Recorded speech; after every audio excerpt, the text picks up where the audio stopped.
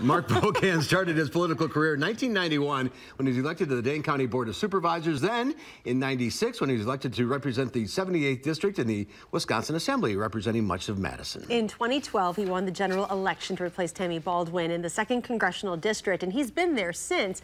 But there's a different side of the lawmaker you may not know about. Congressman Pocan is also a magician, and he is here today to just simply amaze us all.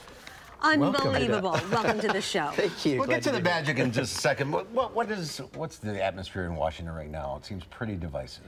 Yeah, I think the last 2 weeks have been kind of the low point, watching what all went on since Charlottesville, and it's been even more volatile. A lot more Republicans are very concerned about what's going on, and I think when we go back in a couple of weeks, we have to finish a budget by September 30th. We have a debt ceiling to lift, or we're going to close down government. So there's a lot of big work going to happen when we get back in a couple of weeks. How do you possibly try to plan or prioritize what comes first, because there's just so much?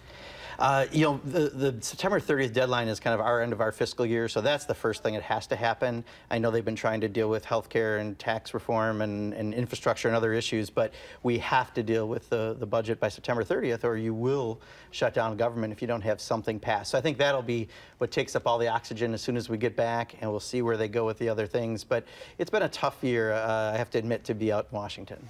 Do you speak with Speaker Ryan much, your fellow congressional delegate? He used to be on the plane. I don't know how often he gets back to Wisconsin anymore, we have a good delegation as far as working together and making sure that we're protecting Wisconsin interests, and I think that is unique to the country. I haven't seen him as often. Mm-hmm. This president seems to be rather polarizing, and I think, personally, I think it's amazing to see how many people are now just, you know what, we need to do something for ourselves now. Have you found that to be the case as well? Oh yeah, I mean, people are really awakened. It used to be we had a big issue. I remember my first year, the biggest issue we had in a couple weeks, we had 2,200 contacts.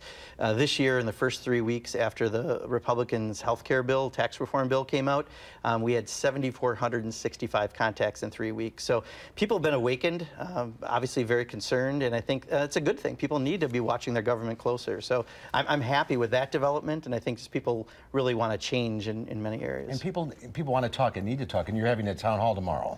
Yeah, tomorrow night, 5:30 to 6:30 at the Labor Temple, 1602 South Park Street. People should come by. This is a real open environment. We'll have people asking questions. We'll provide the best answers we can, and we just really want people to come by and be a part of the government. Let me know what they're thinking. All right, we're going to get to some fun with some magic with Mark Pocan right after the break. Stay with us.